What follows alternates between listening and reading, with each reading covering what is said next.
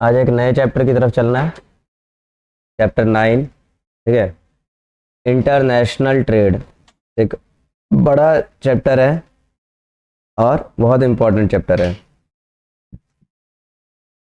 8 से 10% की वेटेज अकेले इस चैप्टर से है। समझे मेरी बात? 8 से 10% का मतलब ही हो गया 8 से 10 नंबर इसी से आएगा। लिखना चाहो तो लिख भी लो कि ये चैप्टर एग्ज़ाम में 8 से 10 मार्क्स के लिए है।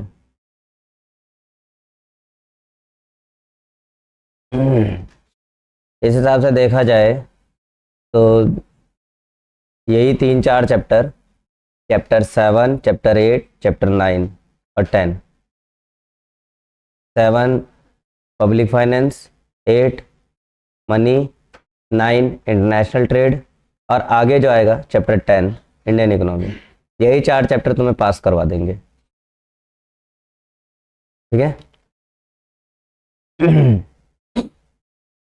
ठीक, स्टार्ट करते हैं international trade.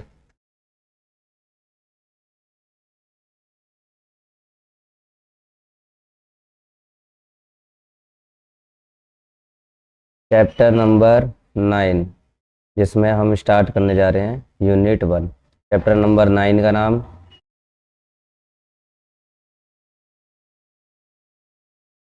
International trade. Unit 1। Unit 1 का नाम थ्योरी ऑफ इंटरनेशनल ट्रेड है ना। ऑब्वियसली एक तरह का इंट्रोडक्शन ही है ये चैप्टर का। Theory of international trade. ठीक है, तो काइंड ऑफ क्या कहलाएगा ये? इंट्रोडक्शन। इंटरनेशनल ट्रेड का इंट्रोडक्शन है ये बस चैप्टर। ठीक है, तो एक छोटा सा वर्ड है इंटरनेशनल ट्रेड। इसका मीनिंग समझते हैं जरा क्या होता है।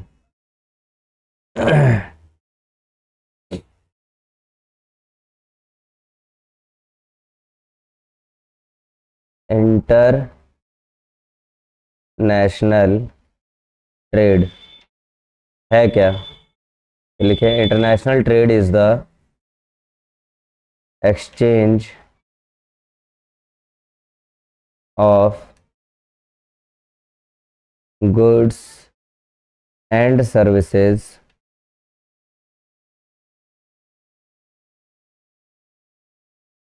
as well as resources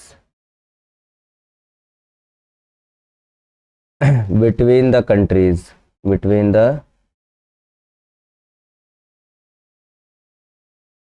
countries।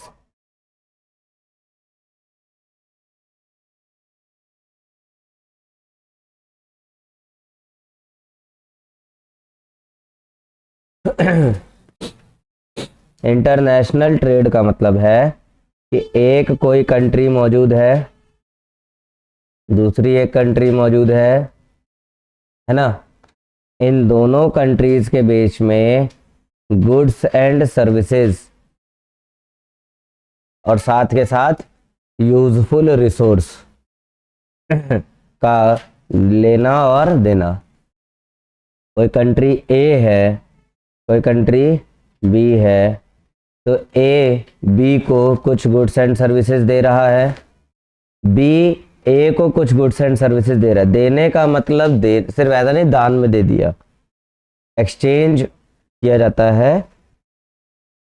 और बदले में क्या होता है, पेमेंट वगैरह चलती है।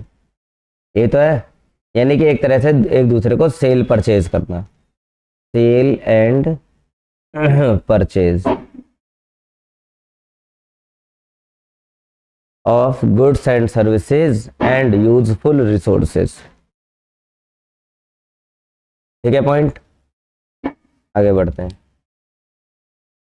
क्या इंटरनेशनल ट्रेड का कोई फायदा है?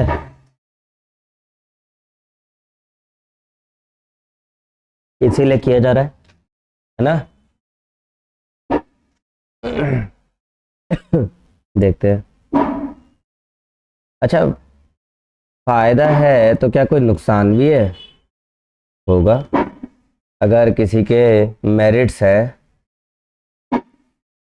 तो 99.9% चांस होते हैं कि उसके अपने डीमेरिट्स भी हों।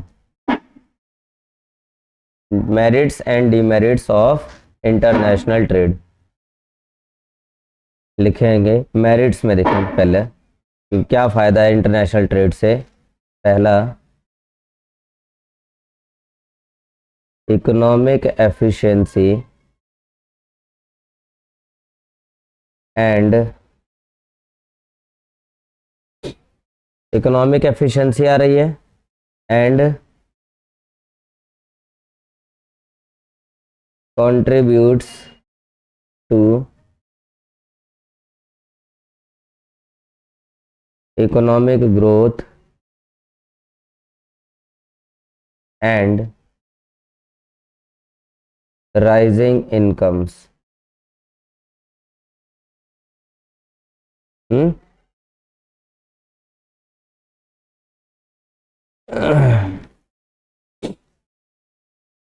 मेरिट्स क्या है? पहला कि इंटरनेशनल ट्रेड करने से इकोनॉमिक एफिशिएंसी आ रही है एंड इकोनॉमिक ग्रोथ में भी कंट्रीब्यूशन मिल रहा है। अच्छा, एफिशिएंसी आने का क्या मतलब है? एफिशिएंसी का क्या मतलब है? एफिशिएंसी का मतलब है काबिलियत, एफिशिएंट हो रहे हैं। काबिलियत, जो हमारी इकोनॉमी है उसको कुछ अचीव करने के, क्या अचीव करना है? ग्रोथ। तो ग्रोथ अचीव करने के काबिल बन रही है। बात क्लियर है? और हमारी ही नहीं, कोई भी इकोनॉमी, कोई भी कंट्री अगर इंटरनेशनल ट्रेड कर रही है तो उससे उस इकोनॉमी में एफिशिएंसी आती है। क्या होता है कि दूसरे देश की टेक्नोलॉजी, दूसरे देश का रहन सहन, करने का तरीका, है ना, नॉलेज मिल जाता है ना हमें भी। कैसे हम लोग देखोगे तो हमें थोड़ी पिज़्ज़ा बर्गर बनाना आता था। जब इंटरनेशनल ट्रेड स्टार्ट हुआ तभी तो हमें पिज़्ज़ा और ये सब बनाने पता चल गया। तो एफिशिएंट हो गए हम एक तरह से। बाइक वगैरह के बारे में हमें नहीं पता था, इलेक्ट्रिसिटी के बारे में, खैर ये तो इन्वेंशन हुआ। तो इंटरनेशनल ट्रेड हुआ तब ना जाकर हमें इन सब चीज़ों के बारे में और ज़्यादा डिटेल पता चली। साथ के साथ इकोनॉमिक ग्रोथ में भी कंट्रीब्यूशन मिल जाता है, जिस वजह से हमारी इनकम भी बढ़ती है। पहला फायदा। कोई दिक्कत तो नहीं पहले में? दूसरा फायदा, greater efficiency in use of natural, human, industrial and financial resources.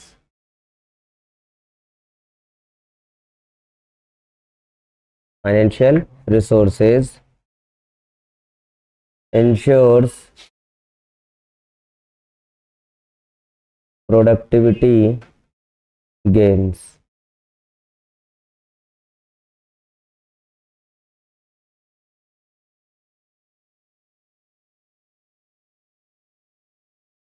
देखो यही बात आगे जो पीछे अभी बोला था कि जो ग्रेटर एफिशिएंसी आ रही है, एफिशिएंसी जो इकोनॉमी में बढ़ रही है, उस वजह से क्या हो रहा है, उसे हम इस्तेमाल कर पा रहे हैं in use of natural, human, industrial and financial resources, है ना, which is ensures to productivity gains, जिनमें मतलब हमारी एफिशिएंसी बढ़ रही है उस बढ़ी हुई एफिशिएंसी का हम natural, human, industrial, financial resource पे इस्तेमाल कर पा रहे हैं, जिस वजह से हमारी प्रोडक्टिविटी गेन कर रही है, बढ़ रही है। क्लियर है पॉइंट? बहुत कॉमन सी बातें हैं ये।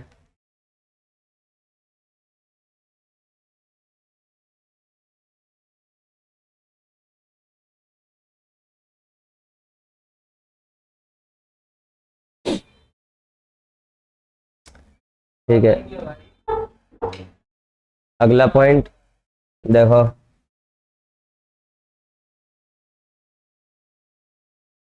Access to new markets access to new markets and new materials. International trade करने से हमें नए नए मार्केटों का एक्सेस मिलता है, उन्हें नए नए मार्केटों को इस्तेमाल करने का राइट मिल जाता है, नए नए मार्केटों में घूमने फिरने का मौका मिल जाता है, उनमें मौजूद सब जो इंफॉर्मेशंस हैं उन्हें गेन करने का मौका मिलता है, और नए नए मटेरियल्स के बारे में पता चलता है। ठीक। और क्या फ़ायदा हो सकता है? Stimulates innovation. नए नए आइडियाज़ को अप्लाई करने का हमें एक तरह से आइडिया मिल जाता है, नए नए तरीके खोजने का तरीका मिल जाता है ना। और क्या होता है? Improvement in quality of goods and services. ये सारे पॉइंट्स अभी पीछे डिस्कस कर लिए। गुड्स एंड सर्विसेज, इनकी भी अपनी जो क्वालिटी है वो इम्प्रूव हो जाती है। जब तक इंटरनली ट्रेड कर रहे थे, यानी कि अपने ही देश में ट्रेड कर रहे थे, तब तक काफ़ी प्रोडक्ट्स की जो अपनी क्वालिटी है वो चीप रही होगी, है। जैसे हमने पढ़ा होगा ग्लोबलाइजेशन। ग्लोबलाइजेशन से पहले के प्रोडक्ट्स की बात करेंगे तो वो उतनी ज़्यादा हाई फाई नहीं रही होगी। लेकिन जैसे ही ग्लोबलाइजेशन आया, इंटरनेशनल ट्रेड बढ़ गया, तो वही सारे ऑब्जेक्ट्स अब थोड़े ज़्यादा अच्छी क्वालिटी में आ गए। कपड़ों को ही देख लो, कपड़े की क्वालिटी थोड़ी ज़्यादा डिटेल में आ गई। गैजेट्स जो पहले इस्तेमाल ही नहीं होते थे, अब इस्तेमाल होने लग गए। तो गुड्स एंड सर्विसेज सब इम्प्रूव हो जाता है। अगला,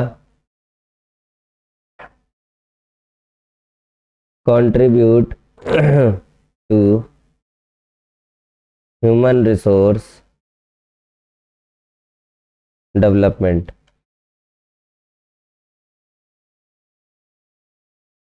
contribute to human resource development क्या होता है? जल्दी जितनी ज़्यादा एफिशिएंसी बढ़ेगी, हम ह्यूमन रिसोर्स में उतना ही ज़्यादा डेवलपमेंट देखते हैं। एम्प्लॉयज़ ज़्यादा से ज़्यादा इंक्रीज होने लगते हैं।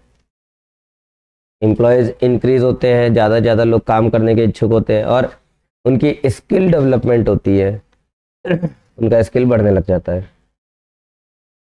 अगला,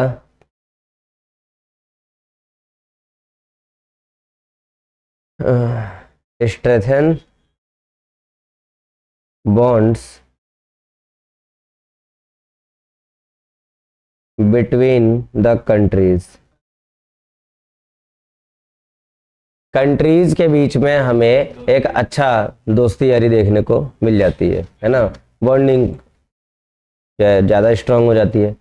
बाकी और भी बहुत सारे होंगे ना, काफ़ी सारे यूजेस हो सकते हैं, तो उसको एटसेट्रा लिख देते हैं।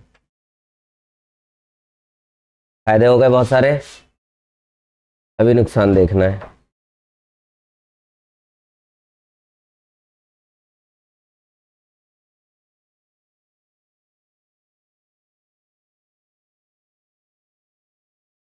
तो इंटरनेशनल ट्रेड करने का पहला नुकसान ऑफन नॉट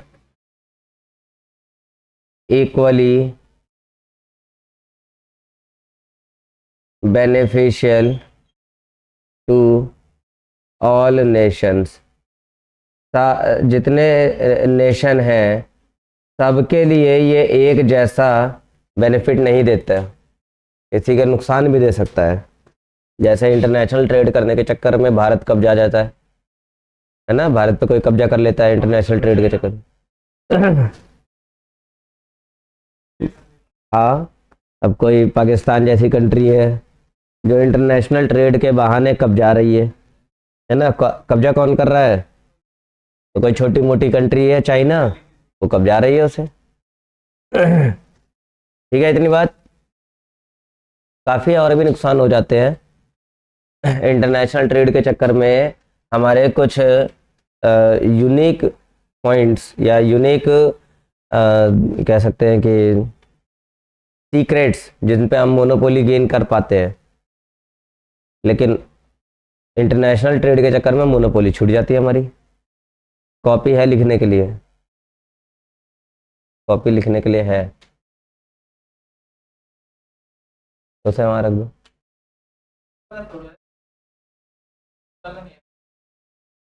रख दो वहाँ।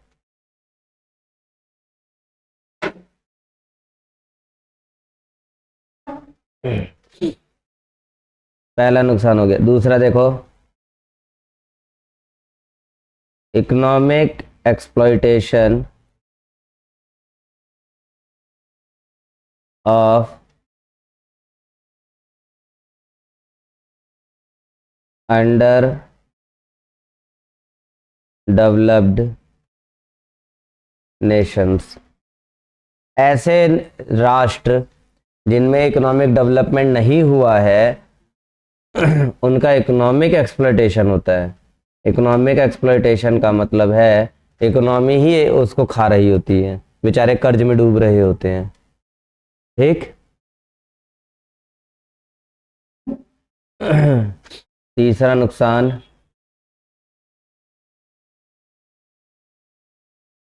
Substantial environmental damage. लगातार लगातार एनवायरनमेंट को नुकसान ही पहुंच रहा होता है, क्योंकि इंटरनेशनल ट्रेड में क्या होता है कि ज़्यादा से ज़्यादा ट्रेड करना है, जिस वजह से एनवायरनमेंट से रिसोर्स का एक्सक्रीशन ज़्यादा से ज़्यादा होता है ना। एनवायरनमेंट से ज़्यादा रिसोर्स निकालने की होड़ लगी पड़ी है, इससे नुकसान एनवायरनमेंट का हो रहा है। Next, exhaustion of natural resources. ये भी वही पॉइंट है, नेचुरल रिसोर्स का एग्जॉशन यानी कि उन्हें बाहर निकालना इस्तेमाल के लिए बहुत ज़्यादा हो रहा है।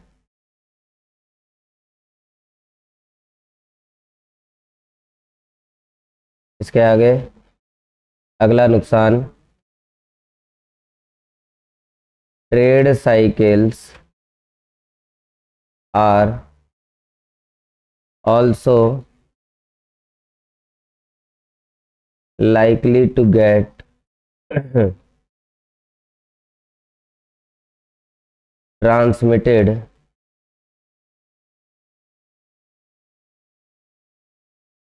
RA आएगा, rapidly to other countries।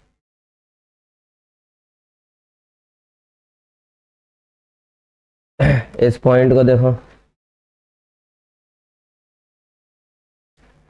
Trade cycles are also likely to get transmitted rapidly to other countries. क्या होता है कि एक कोई कंट्री अगर फायदा हो रहा है इंटरनेशनल ट्रेड का, तो 100% है कि दूसरी कंट्री का नुकसान होगा। तो ट्रेड साइकिल ऐसे ही चलता है। अब एक का फायदा हुआ तो दूसरे का नुकसान हो गया, अब कभी उसका फायदा हुआ तो तीसरे का नुकसान हो जाएगा, तीसरे का फायदा हुआ तो पहले का नुकसान हो जाएगा। तो कोई एक कंट्री है ए जो कि फायदे पर है, तो वहीं दूसरी कंट्री सेम टाइम पर नुकसान पे होगी। ऐसे ही अब कभी ये कंट्री फायदे में आई तो अगली कंट्री जो है वो मतलब ये बी जो है यहाँ पहुंचा मान लो, तो उसी टाइम पे सी नुकसान पे हो। मतलब एक कंट्री का ट्रेड साइकिल अप जाएगा तो दूसरी कंट्री का ट्रेड साइकिल डाउन जाएगा ही जाएगा। क्लियर? ये वो मैच वाली बात है, अगर कोई एक कंट्री लगातार जीत रही है तो 100% है कि कोई और अदर कंट्री है जो लगातार हार रही है ना।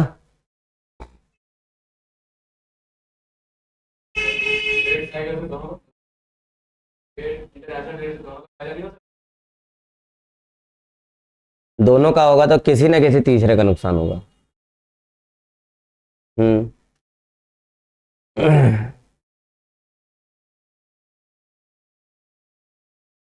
अगला नुकसान, there is often lack of transparency. ज़्यादातर ये देखने को मिला है, ऑफन ज़्यादातर ये ऐसा देखने को मिलता है कि कहीं ना कहीं इंटरनेशनल ट्रेड में ट्रांसपेरेंसी की कमी है।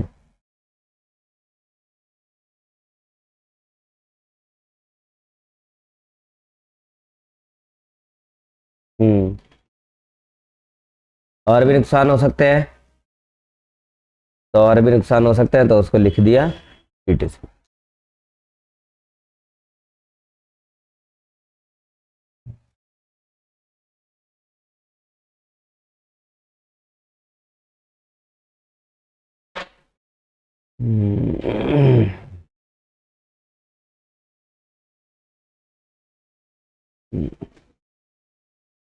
कहानी कंप्लीट यहाँ तक। तो यहाँ हमने देखा कि इंटरनेशनल ट्रेड किसे कहते हैं, कुछ दो चार फायदे देख लिए, वहीं दो चार नुकसान देख लिए। अब इंटरनेशनल ट्रेड के बारे में काफ़ी लोगों ने बहुत कुछ बताया है, उनको देखना है।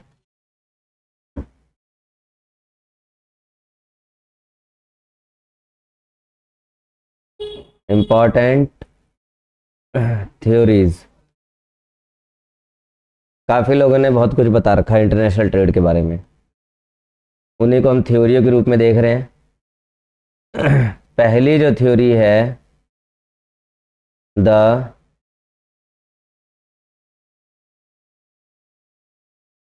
Mercantilist view of international trade. Mercantilist view of international trade. Mercantilist word बना है मर्केंटाइल से।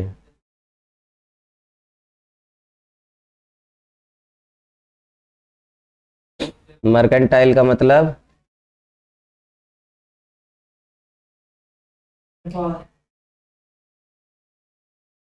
मर्केंटाइल, ठीक है। और इसका जो सेंस निकलता है वो निकलता है trade and commercial affairs.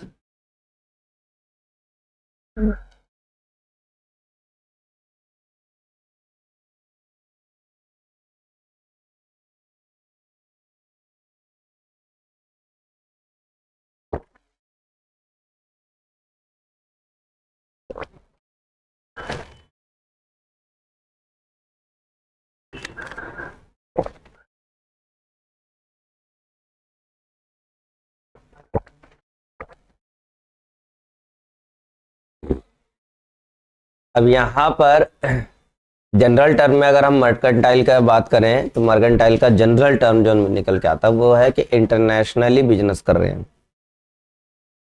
Internal business को तो नॉर्मली बिजनेस बोल देते हैं हम, और बिजनेसमैन बोलते हैं, या ट्रेडर बोल देते हैं, या एंटरप्रेन्योर बोल देते हैं, इस तरह के। और जो इंटरनेशनल बिजनेस कर रहा है उसे हम मर्केंटाइल बोल देते हैं नॉर्मल भाषा में। तो वहीं से ही ये व्यू बना है ना। तो इसके अकॉर्डिंग बात ऐसी है कि किसी भी इकोनॉमी में अगर यहाँ लिखोगे तो ये मर्केंटाइल व्यू जो है क्या कहता है कि एक्सपोर्ट जो है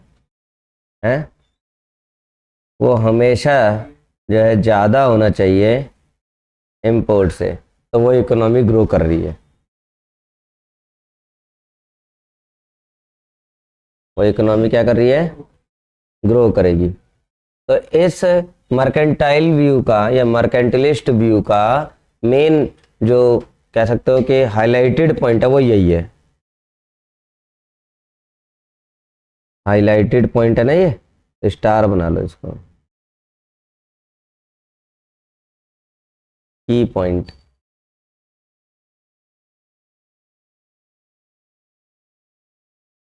क्या है, export is greater than imports. इसका रिजल्ट क्या होगा, इसके बारे में, एक्सपोर्ट इंपोर्ट के बारे में तो तुमने 12th में भी पढ़ा है। किस चैप्टर में ज़्यादा पढ़ा था, बीओपी बीपीओ नहीं। तो वो भी वहाँ पे दो बातें थी, एक्सपोर्ट ज़्यादा इंपोर्ट कम हो तो इसका रिजल्ट क्या आएगा, फेवरेबल बीओपी। बीओपी, अच्छा, बीओटी भी हो सकता है, बैलेंस ऑफ ट्रेड,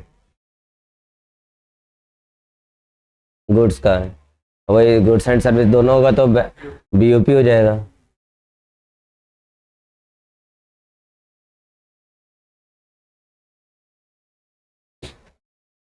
ठीक है, अब इस थ्योरी का अपना की पॉइंट तो समझ में आ गया। इस थ्योरी की पूरी लाइन लिख लेते हैं। यही लिख लेते हैं line.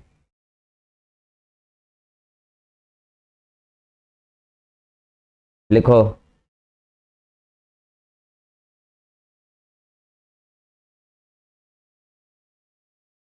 According to Microsoft Encarta dictionary, इसको हाईलाइट कर लेना, 2009, इसको हाईलाइट कर लेना, Microsoft Encarta dictionary 2009।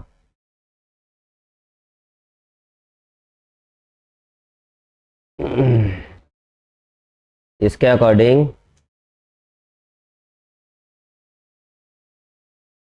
Mercantilism is the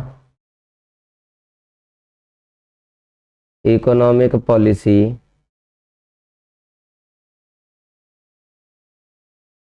trending in Europe from 16th to 18th century,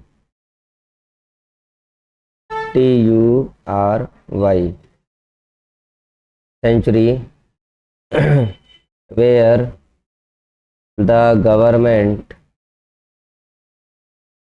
used power to control industry and trade with the belief that national power is achieved and sustained by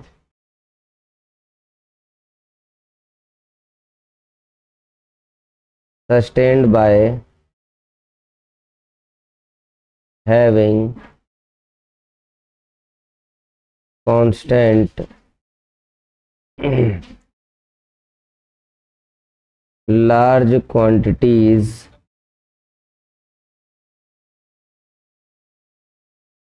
of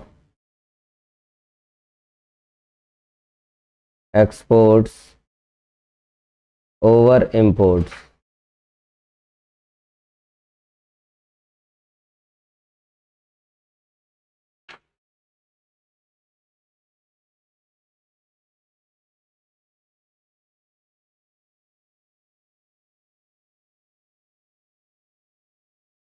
चलिए इसके बारे में आप समझते हैं। इसमें क्या कहा गया? Mercantilism is the economic policy. Mercantilism एक इकोनॉमिक पॉलिसी थी जो 16 टू 18th सेंचुरी में यूरोप में बढ़िया से ट्रेंड कर रही थी, मतलब खूब चली है। ठीक है। Where the government used power to control industry, government ने इंडस्ट्री पे कंट्रोल करने के लिए पावर का इस्तेमाल किया। And trade with the belief, और इस भरोसे पर ये काम किया कि नेशनल पावर इज अचीव्ड, कि जब पूरे देश पे हम अपना कंट्रोल रखेंगे तो पूरे देश की पावर हमारे हाथ में रहेगी। And sustained by having constant large quantities of exports over import, और हम जो है पूरे देश के यानी कि कंट्री लेवल पे एक्सपोर्ट को रखेंगे ज़्यादा इंपोर्ट के मुकाबले। तो ये 16 टू 18th सेंचुरी चला, मतलब 200 साल लगभग। एक्सपोर्ट ज़्यादा करना, इंपोर्ट कम करना। तभी तो दूसरे कंट्री में यूरोपियन कंट्रीज फैली हुई दिखाई दी।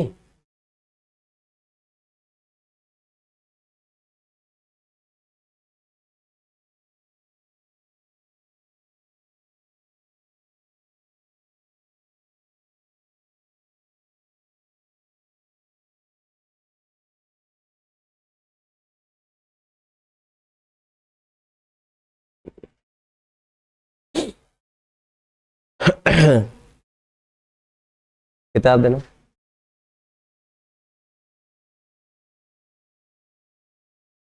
बंद करके नहीं।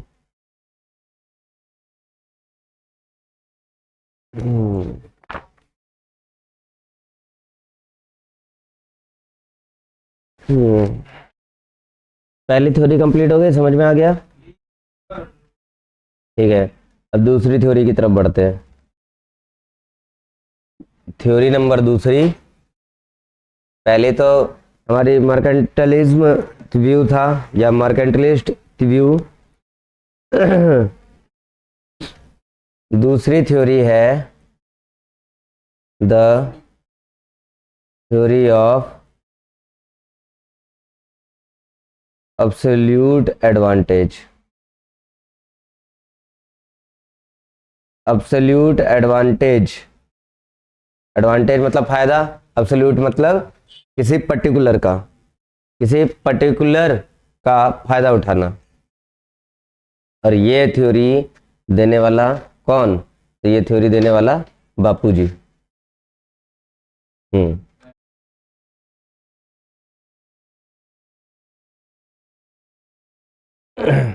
लिखिए।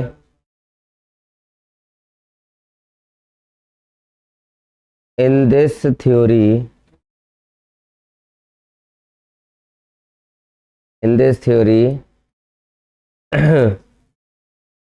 एडम स्मिथ assumed, इस थ्योरी के जरिए एडम स्मिथ ने ऐसा कुछ अंदाजा लगाया कि पहला अंदाजा, ट्रेड बिटवीन टू कंट्रीज हो, टू कंट्री, व्यापार दो कंट्रियों के बीच में हो। पहली बात तो ये बोली एडम स्मिथ ने, कहा कि मान लो कि दो कंट्रियों के बीच में व्यापार होगा, पहली बात। दूसरी बात, मान लो कि दो ही कमोडिटीज हैं, टू कमोडिटीज। तीसरी बात क्या मानना है?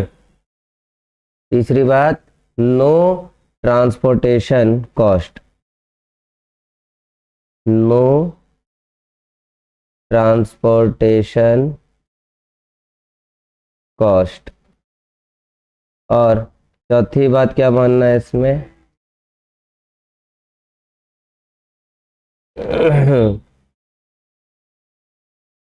Labour was mobile within country but immobile between the countries। तो एडम स्मिथ कहता है कि ऐसा मान लो कि अपनी कंट्री में तो जो लेबर है वो मोबाइल है, कहीं भी घूम सकता है एक पॉइंट से दूसरे पॉइंट, लेकिन दूसरी कंट्री में ये इमोबाइल हो जाएगा। खैर, इसकी थ्योरी को ऐसे समझो, ये तो अजम्पशंस है, एक आध और अजम्पशंस है उसको भी लिखेंगे।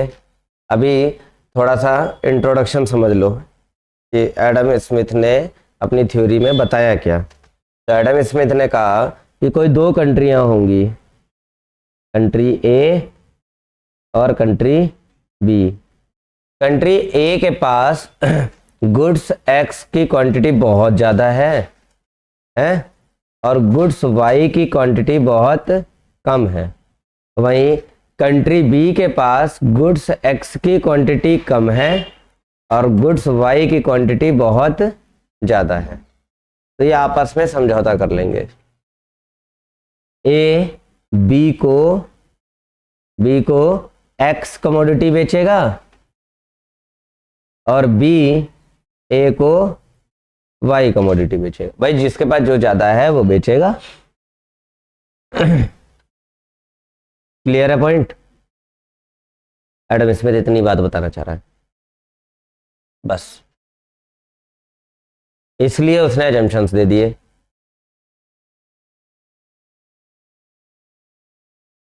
तो ये एडम स्मिथ की थ्योरी है एब्सोल्यूट एडवांटेज की। एक्स के पास, ए के पास एक्स कमोडिटी ज़्यादा है तो ए उस एक्स कमोडिटी का एडवांटेज लेगा और उसकी वजह से अपना एक्सपोर्ट बढ़ाएगा। बी है ना, बी के पास एक्स की कमी है तो वो ए से ले रहा है, लेकिन बी की भरमार है, वाई की क्या है? भरमार है। तो बी ए को वाई कमोडिटी बेचेगा और ए उसे खरीदेगा क्योंकि ए के पास वाई की कमी है। अरे सही भी है, सही है ना? तो इसलिए एडम स्मिथ के अपने अजम्पशंस थे। पहला अजम्पशन तो समझ में आ गया कि there is two commodity only, two countries हैं, टू कमोडिटीज है, कोई ट्रांसपोर्टेशन कॉस्ट नहीं है। लेबर बाहर नहीं जा सकते, हाँ अपने ही कंट्री में खूब घूमे फिरे लेकिन बाहर नहीं जाएंगी।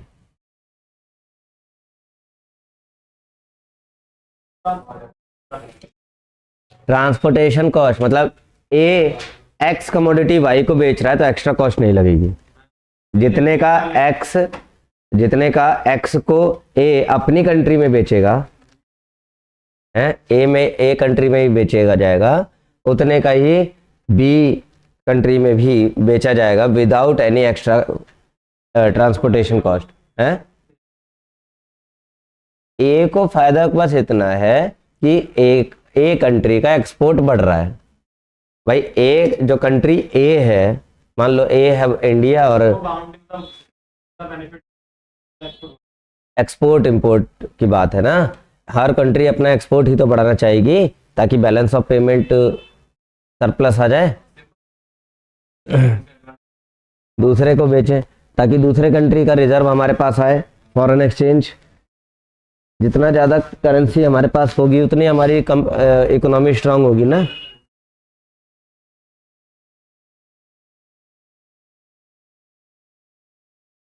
ठीक है, आगे बढ़े, बोलो जल्दी। अगला जंक्शन लिख लेते हैं।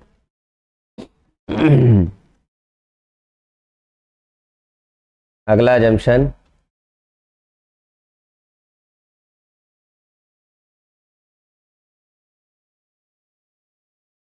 he assumed that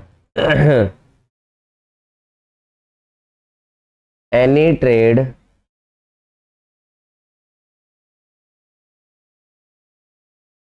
between the two countries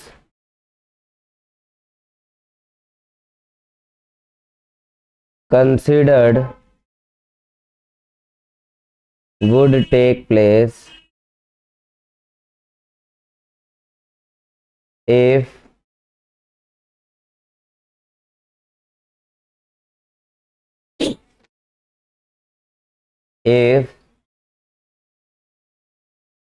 यहाँ से हाईलाइट कर लेना, if each of the two countries had an absolutely lower cost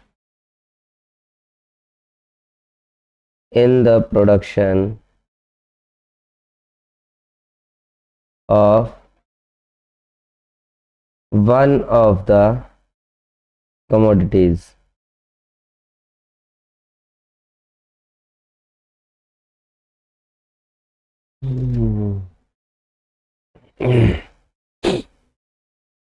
पांचवा जंक्शन में एडम स्मिथ बताना चाह रहा है कि ऐसी बात मान के चलो कि जो कंट्रीज हैं उनमें जो कमोडिटीज प्रोड्यूस हो रहे हैं वो लोअर, एब्सोल्युटली लोअर कॉस्ट पे प्रोड्यूस हो रहे हैं, है ना। Each of the two countries had an absolutely lower cost in the production of one of the commodities. दोनों ही कंट्रियां, दो कमोडिटी हैं, दो कंट्री हैं, है ना, तो दोनों ही कंट्री किसी ना किसी कमोडिटी का प्रोडक्शन में जो कॉस्ट लगना है वो डाउन करके चलती है, इसलिए ज़्यादा जो है वो अपने कमोडिटी को एक्सपोर्ट कर पाती है। जब कॉस्ट कम होगी तो ऑब्वियसली ज़्यादा प्रोडक्शन करेंगे और एक्सपोर्ट ज़्यादा कर सकते हैं वो। क्लियर, बोलो। ठीक है, एजम्पशंस हो गए। एजम्पशंस हो गए हैं तो इस थ्योरी में एडम स्मिथ ने एग्जैक्टली क्या बात बताई है वो लिख लो।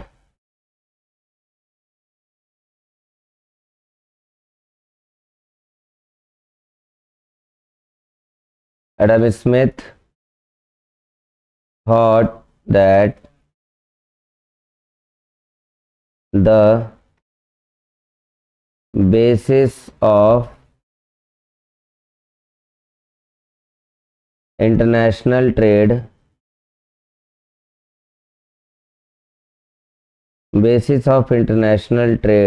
was absolute cost advantage। तो क्या बात देखा, एडम स्मिथ ने जो थ्योरी दी है वो ये बात सोच के दी है कि जो उसकी थ्योरी रहेगी वो एब्सोल्यूट कॉस्ट एडवांटेज रहेगी, यानी कि कॉस्ट कम करने के ऊपर ध्यान दिया जाएगा।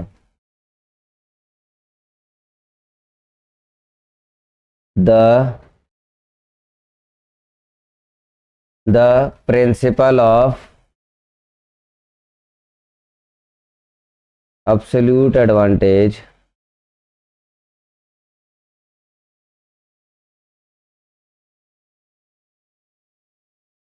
refers to the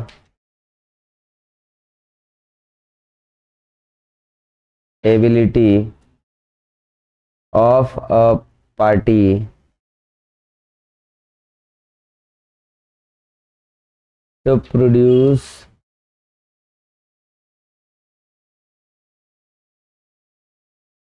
greater quantity of a good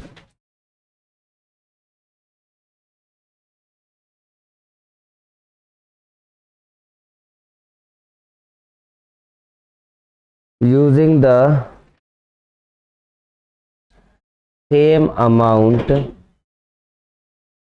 of resources.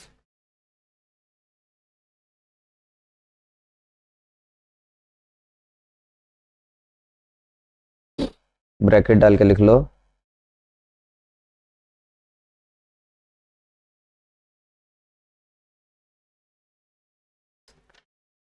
Simple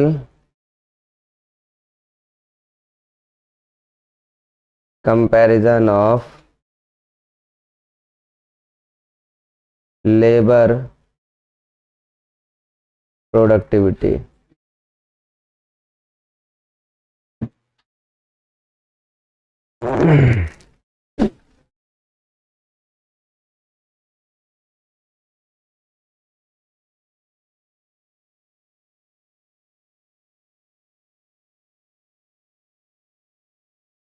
तो एडम स्मिथ ऐसा सोच के चलता है, thought that the basis of international trade was absolutely cost advantage. वो कॉस्ट एडवांटेज की बात करता ही है ना, कि इंटरनेशनल ट्रेड किस पर बेस्ड है, कॉस्ट पर। कॉस्ट कम होगी तो ज़्यादा इंटरनेशनल ट्रेड रहेगा। The principle of absolute advantage refers to the ability of a party to produce greater quantity of a good using the same amount of resource। Resource ज़्यादा इस्तेमाल नहीं करने हैं। A country जितना रिसोर्स इस्तेमाल कर रही है एक्स को प्रोड्यूस करने के लिए, उतना ही रिसोर्स बी कंट्री भी इस्तेमाल कर रही है, लेकिन ए ज़्यादा प्रोड्यूस कर दे रहा है, बी कम प्रोड्यूस कर रहा है। तो कॉस्ट एडवांटेज मिल रहा है, और जब कॉस्ट एडवांटेज मिलेगा तो वो एक्सपोर्ट को ज़्यादा से ज़्यादा करेगा।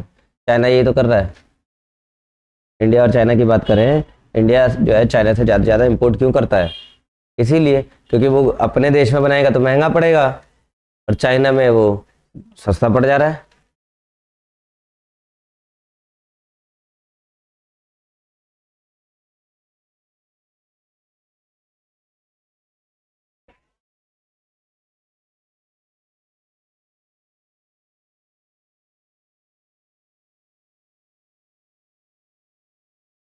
Third theory,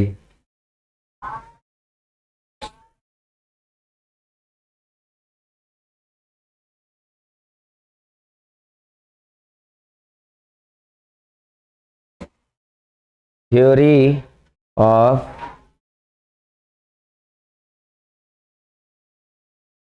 comparative advantage.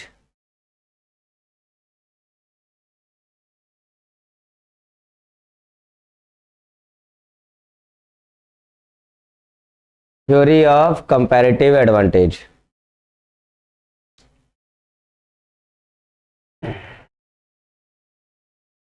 इसको और करके इस लेक्चर को यही रोकते हैं।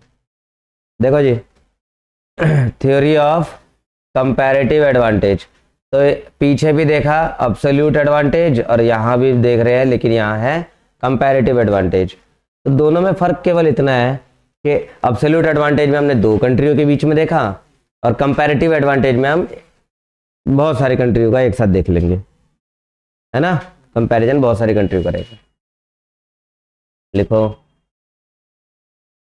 One of the most important concept in economics is given by ये इस थ्योरी को देने वाले का नाम है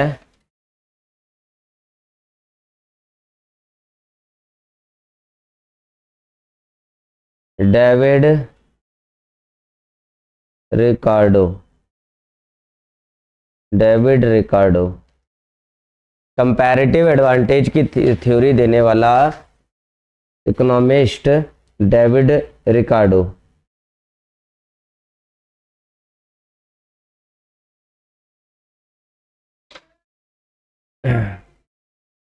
तो इसने क्या कहा, रिकार्डो ऑब्जर्व्ड दैट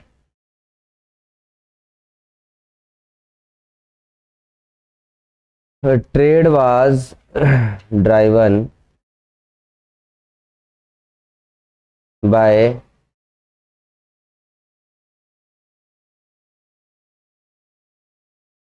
comparative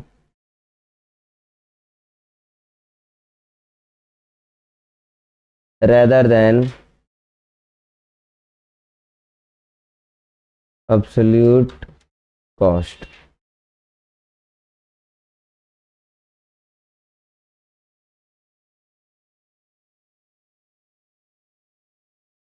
यहाँ क्या कहा गया, रिकार्डो ने ऐसा ऑब्जर्व किया कि जो ट्रेड है was driven by comparative rather than absolute cost.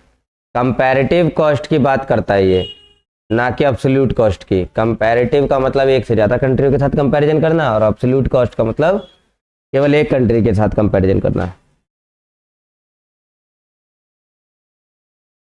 अगला लिखो,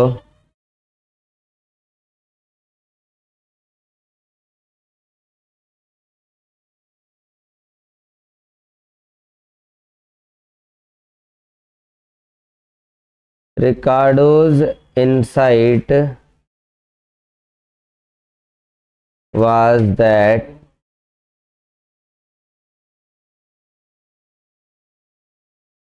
such a country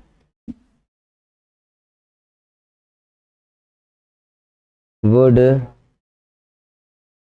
still benefit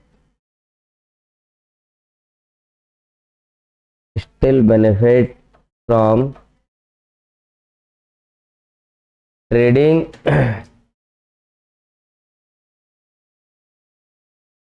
according to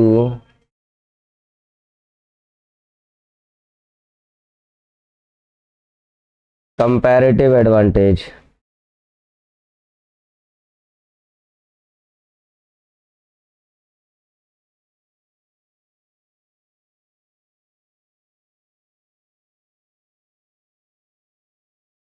तो रिकार्डो ने कहा, रिकार्डो का अपना इंसाइट मतलब अपना खुद का उसका ऑब्जर्वेशन था, उसका अपना विजन था कि such a country would still benefit from trading according to comparative advantage. वो कंट्री जो कंपैरेटिव एडवांटेज ले रही है वो अभी भी फायदे में है ना।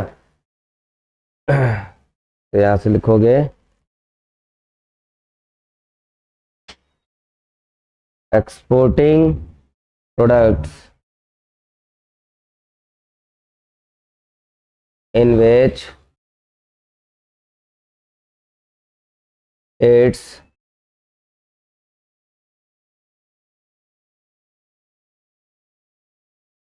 absolute advantage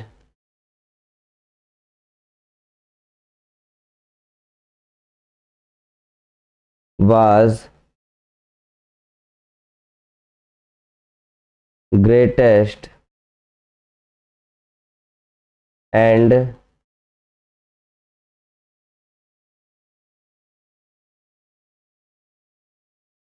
importing products in which in which absolute advantage was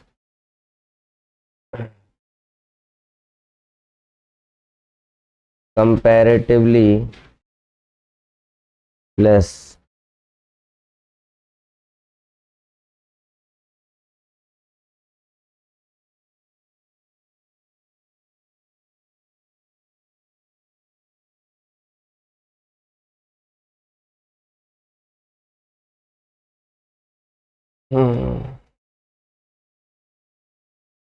क्या बोला इसने?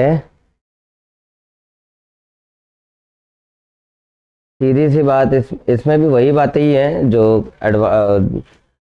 एब्सोल्यूट एडवांटेज में था, तो बस थोड़ा डिफरेंट लाइन में और डिफरेंट तरीके से।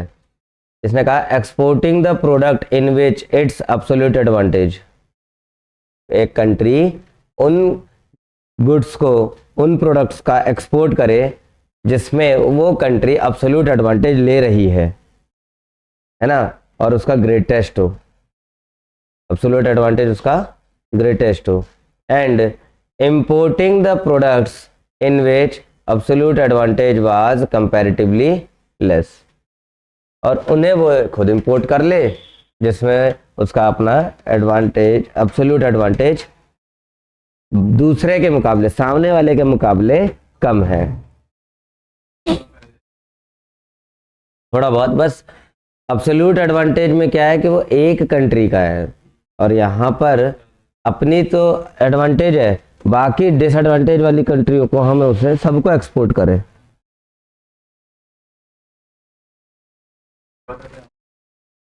हम्म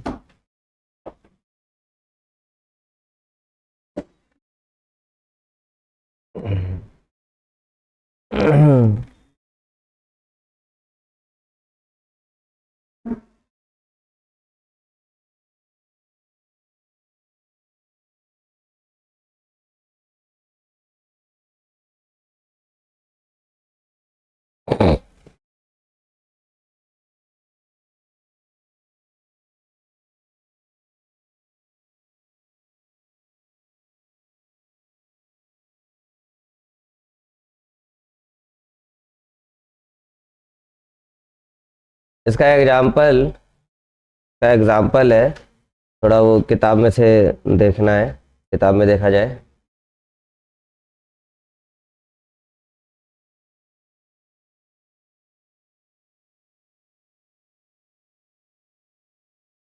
देखो,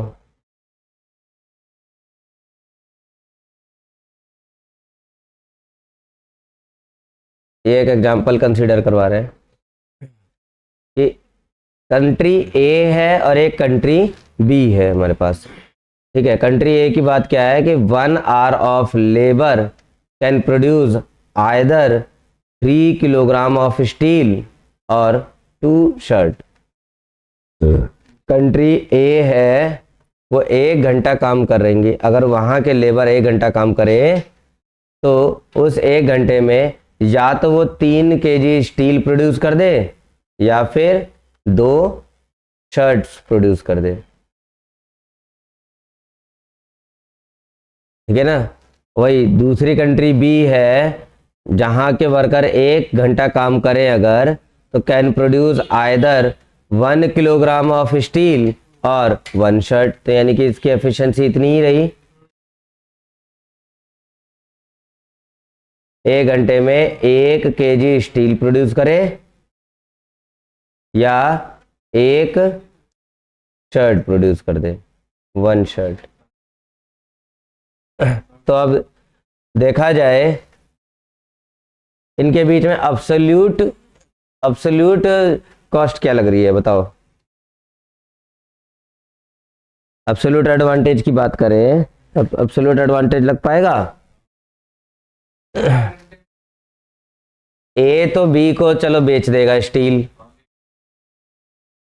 लेकिन ए जो है बी से ले नहीं पाएगा ना, दिक्कत ये तो है।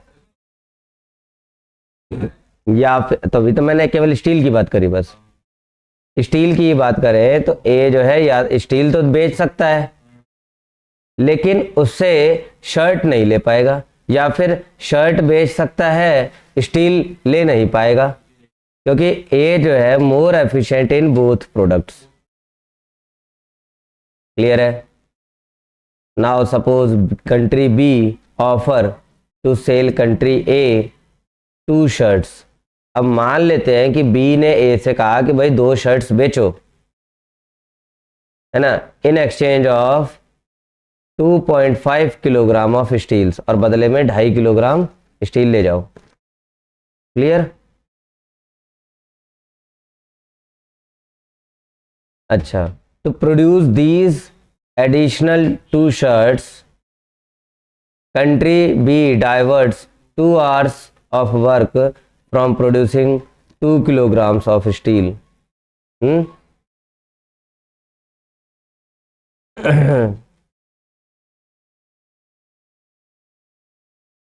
नहीं, यहां पे लाइन ये है कि बी ऑफर कर रहा है टू सेल ए, बी ए को बेचने की बात कर रहा है, खरीदने की नहीं, बेचने की बात कर रहा है। तो बी जो है ए को 2 शर्ट्स बेचेगा, है ना। अब अगर बी 2 शर्ट्स बेचने की बात करता है तो उसके लिए क्या करना पड़ेगा, बी को divert 2 hours of work from producing of steel, steel को प्रोड्यूस करने वाले जो 2 घंटे होंगे, 2 घंटे में 2 kg स्टील प्रोड्यूस कर लेगा, वो 2 घंटे उसे डाइवर्ट करने पड़ेंगे किसके पास, शर्ट के पास, क्योंकि एक ही घंटा है। अब उस 1 घंटे में वो 1 kg स्टील बना ले या 1 शर्ट बना ले। अब 2 शर्ट बेचना चाह रहा है बी ए को, तो क्या करेगा, अगर वो स्टील बनाता है तो स्टील के 2 घंटे निकाल के शर्ट में डालने पड़ेंगे, तब जाके 2 शर्ट बनेगी। Country A diverts 1 hour of work from producing 2 shirts, it use that hour of work to instead produce 3 additional kilogram of steel. अब इसमें क्या होगा, ए की बात करें तो ए के पास तो अच्छा खासा बेनिफिट है। ए जो है अपना 1 घंटा जो है लगाएगा काम का, 1 hour ऑफ वर्क डाइवर्ट कर देगा, कहाँ से, प्रोड्यूसिंग 2 shirts। ए 1 घंटे में 3 शर्ट बना रहा है ना, तो वो 2 शर्ट का ये 2 शर्ट का टाइम अपना डाइवर्ट करके स्टील बनाने लग जाएगा। देखो यहाँ होगा क्या, बी ने 2 घंटे लगाए और उसने कितनी शर्ट बना ली, 2 घंटे लगा के बी ने 2 शर्ट बनाई और किसको बेच दिया, ए को बेच दिया। अब ए 1 घंटे में 2 शर्ट बना सकता था, अब तो नहीं बनाएगा, उसे बाहर से मिल गई, वो 1 घंटा कहाँ लगा देगा, स्टील में। तो स्टील जो वो 3 kg बना रहा था, अब ये क्या हो जाएगा, 6 kg हो जाएगा, ठीक है। तो जिसमें उसकी अपनी एफिशिएंसी आ रही है उसको और बढ़ा रहा है, advantage. It use that hour of work to instead produce 3 additional kg of steel, है। उसी 1 घंटे को ए अब 3 kg और स्टील बनाने में प्रोड्यूस कर रहा है।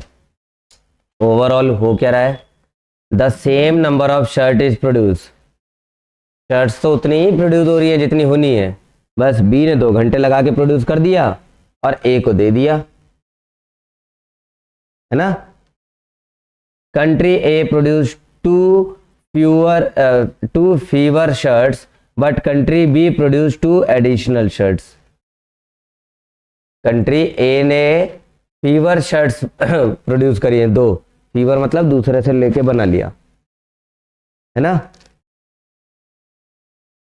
और वही कंट्री बी की बात करें तो उसने 2 शर्ट बना ली, बने उतने ही, 2 शर्ट ही बने, लेकिन कंट्री बी ने बना के और ए को दे दिया, ए ने उसे प्रोड्यूस अपने यहाँ फेवर में मान के रख लिया। However more steel is now produce than before, steel की क्वांटिटी क्या हो गई, प्रोड्यूस उसका ज्यादा। Country A produce 3 additional kilogram of steel while country B reduce its steel output by 2 kg। भाई कंट्री बी 2 घंटा अपना यही लगा रहा है तो स्टील तो प्रोड्यूस ही नहीं करा ना, तो 2 घंटे का मतलब 2 kg स्टील का उसका नुकसान हो गया, वहीं कंट्री ए की बात करें तो उसने 3 kg और बना लिया, तो 6 kg का प्रोडक्शन हो गया। अब एग्जैक्टली अब क्या होना है, एक्सचेंज कर लेंगे। The extra kg of steel is a measure of the gain from trade.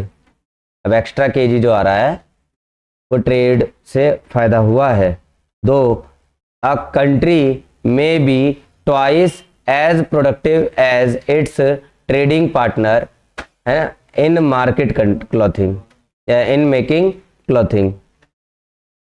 If it is 3 times as productive in making steel or building aeroplanes, it will benefit for making and exporting these products and importing clothes. अब इसी तरह से सारी कंट्रियां करती हैं। अब भाई दूसरे कंट्री की अपनी एफिशिएंसी का इस्तेमाल किया, ए ने अपने पास लेकर आ गया अपनी वही एफिशिएंसी जो वो शर्ट में दे रहा था, थोड़ी सी ठीक है, बाकी कंट्री के मुकाबले ए की शर्ट बनाने की एफिशिएंसी ज़्यादा है, लेकिन ए की अपनी कंपैरेटिबिलिटी देखें तो वो शर्ट से ज़्यादा स्टील को और ज़्यादा प्रोड्यूस कर पा रहा था। तो उसने क्या करा, उसने देखा कि मैं बी से शर्ट ज़्यादा प्रोड्यूस कर रहा हूँ, ठीक है कोई बात नहीं, फिर भी इंपोर्ट करो, ताकि वो टाइम जो मैं वहाँ लगा रहा हूँ उससे ज़्यादा मैं स्टील में लगा के और स्टील का एक्सपोर्ट कर पाऊँ, बाकी कंट्रियाँ स्टील खरीद पाए, है ना। इंटरनेशनल ट्रेड ये इस तरह से कहीं ना कहीं रिसोर्स का जो है तरीके से बैलेंस बन रहा है। ठीक, अब यहाँ इंपॉर्टेंट बात क्या है, ये देखो, its partner will gain by exporting cloth. B को फायदा हो रहा है, बी को फायदा हो रहा है गुड्स को एक्सपोर्ट करके, in which it has a comparative but not absolute advantage. Comparative तो फायदा है लेकिन अब्सोल्यूट फायदा नहीं है। अब्सोल्यूट फायदा का मतलब, एब्सोल्यूट फायदा कब होता है, एब्सोल्यूट एडवांटेज कब होता है, जब बी ए के मुकाबले ज्यादा शर्ट प्रोड्यूस कर पा रहा होता, लेकिन ऐसा तो है ही नहीं, ए के मुकाबले कम ही कर रहा है लेकिन कंपैरेटिव एडवांटेज ले रहा है in exchange for these other products.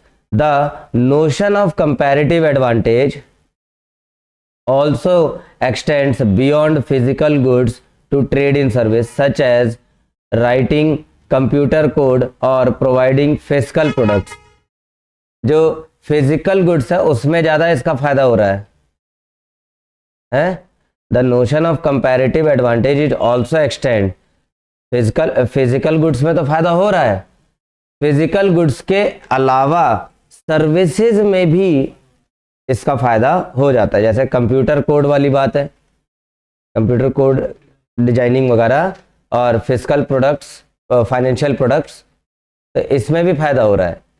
एक कंट्री दूसरे कंट्री को उधार दे रही है, अब उसे पता है कि मेरे पास इससे ज़्यादा फंडिंग है, लेकिन उस फंडिंग को मैं दूसरी जगह पर इस्तेमाल करके इससे ज़्यादा फायदा कमा लूंगा जितना यहाँ ब्याज जो दूंगा। तो यहाँ से उधार ले लिया, थोड़ा सा ब्याज दिया और अपने पैसे को कहीं और लगा दिया, वहाँ से बहुत ज़्यादा ब्याज कमा लिया।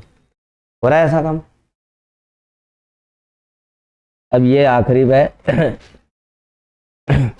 Because of comparative advantage trade raises the living standard of both the countries. Douglas Irwin, कुछ नाम सुना सा लग रहा है।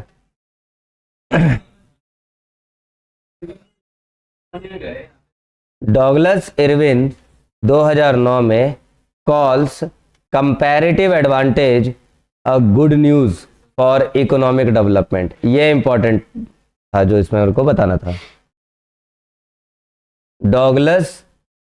डॉगलस इरविन ने 2009 में इकोनॉमिक कंपैरेटिव एडवांटेज को इकोनॉमिक डेवलपमेंट के लिए गुड न्यूज़ बताया कि जितना ज़्यादा कंपैरेटिव एडवांटेज मिल रहा है कंट्रियों को उतना ही इकोनॉमिक डेवलपमेंट हो रहा है। Even if a developing country lakhs an absolute advantage in any field, it will always have a comparative advantage in the production of some goods। ये लाइन लिखने वाली है, ठीक है। इसे अपनी कॉपी में लिखोगे तुम अभी हाईलाइट करके। कह रहा है कि भले ही कोई डेवलपिंग कंट्री है जो अब्सोल्यूट एडवांटेज उसके पास नहीं है, अब्सोल्यूट एडवांटेज नहीं है किसी कंट्री के पास, लेकिन फिर भी वो हमेशा कंपैरेटिव एडवांटेज लेता रहेगा in the production of some goods and will trade profitably with advanced economies. और वो प्रॉफिटेबली एडवांस इकोनॉमीज में प्रॉफिट कमाता रहेगा। और यही काम तो सब कर रहे हैं।